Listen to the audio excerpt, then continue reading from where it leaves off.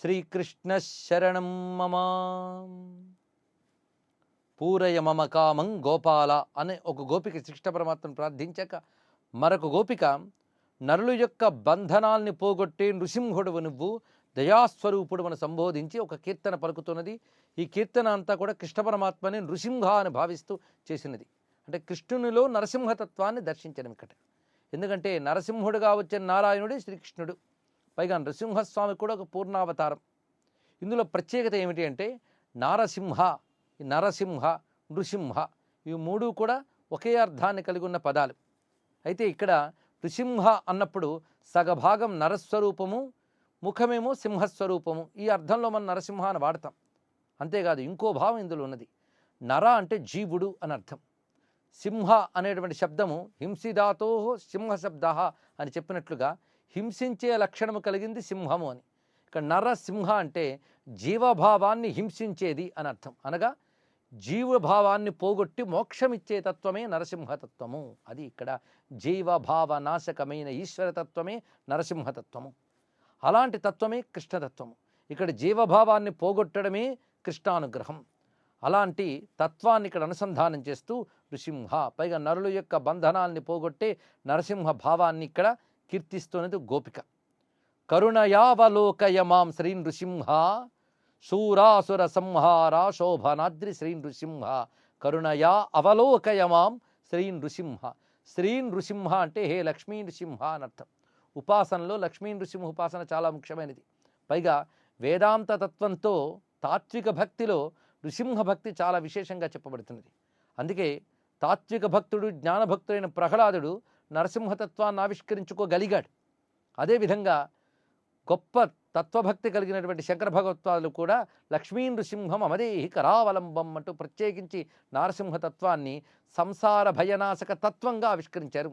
సంసార కూప అతి ఘోరం అగాధమూలం సంప్రాప్య దుష్ట శతసర్ప సమాకులస్య దీనస్య దేవ దయయా శరణాగతస్య లక్ష్మీ నృసింహ మమదేహి కరావలంబం అని కరావలంబ స్తోత్రంలో కూడా లక్ష్మీ నృసింహతత్వాన్ని సంసార భయనాశక తత్వంగా అక్కడ దర్శించారు శంకర భగవత్పాదులు వారు. అలాంటి సంప్రదాయాన్ని అనుసరించి అద్వైత భక్తులైనటువంటి యతీంద్రుల వారు కూడా ఇక్కడ రాసలీలా ఘట్టంలో ఆ నృసింహతత్వాన్ని అనుసంధానం చేస్తున్నారు. అయితే ఇక్కడ చెప్పబడ్డ నృసింహుడు ఒక క్షేత్రంలో ఉన్న నృసింహుడు, అది శోభనాద్రి. మన ఆంధ్రుల క్షేత్రాల్లో ఉత్కృష్టమైనటువంటి నృసింహక్షేత్రం శోభనాద్రి. అందుకు అలాంటి శోభనాద్రి నృసింహస్వామిని దర్శించి ఆ భక్తితో ఈ ఘట్టంలో ఆ క్షేత్రస్వామిని సంబోధన చేస్తూ కీర్తించారు నారాయణ తీర్థులు.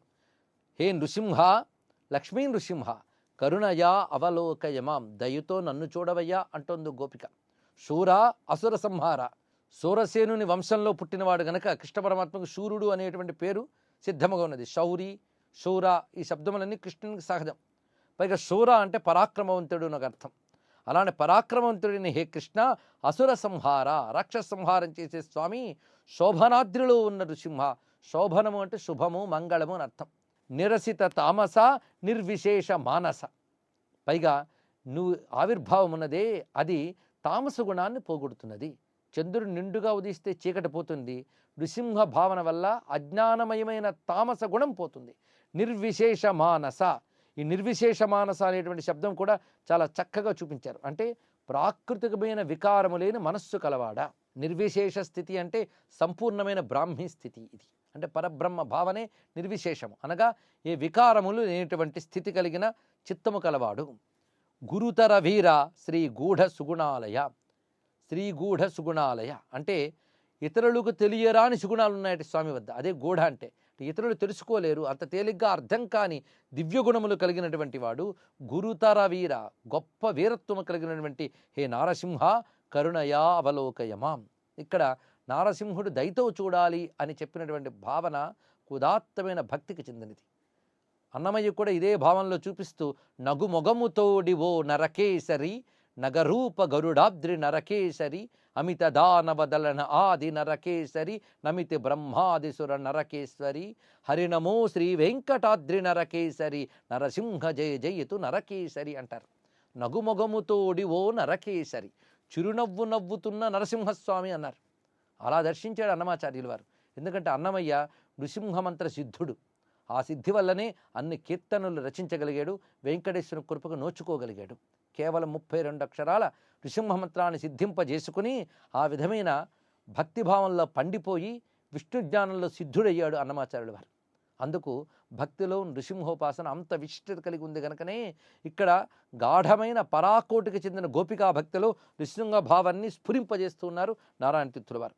పాతక మహాటవీ పంక్తి కోపానల భక్త చందన శీతల శ్రీ నృసింహ భక్త చందన శీతల ఉత్తుంగ సుకరీట ఉన్నత కేయూర మత్త చిత్తమాతంగ మర్దన మహాబల కరుణయావలోకయమాం శ్రీ నృసింహ కరుణయావలోకయమాం.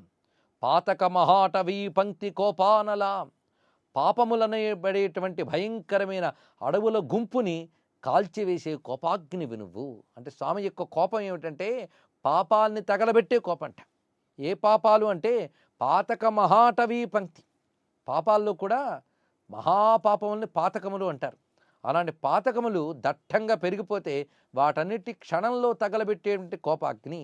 అందుకే కించిత్ ద్రోషాగ్నినా ధగతు అనేటువంటి భావన మనకి ఉపాసనలో కనబడుతుంది. అంటే భగవంతుని యొక్క మన్యువు అనగా ఆగ్రహాన్ని మనం తలంచుకుంటే మన పాపాలు పోతాయట. అందుకే స్వామి యొక్క కోపపు తీవ్రత మన యొక్క పాపాల తీవ్రతను నశింపజేయడం కోసమే. భక్త చందన శీతల, అయితే కోపాల పాలిటి అగ్నిలా ఉన్నప్పటికీ భక్తుల పాలిటి చల్లగా ఉన్నట్ట. అదే నరసింహతత్వంలోని గొప్పతనం. ఆయన ఉగ్రత్వం అంతా కూడాను, ఆయన రౌద్రం అంతా కూడా పాపనాశనం కోసం.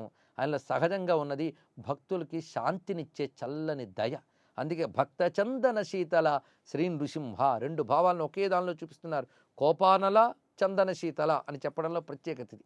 అటువంటి హే కృష్ణ నృసింహ నన్ను దయచూడవయ్యా అంటున్నది గోపిక. సర్వం శ్రీకృష్ణ చరణారవిందార్పణమస్తు.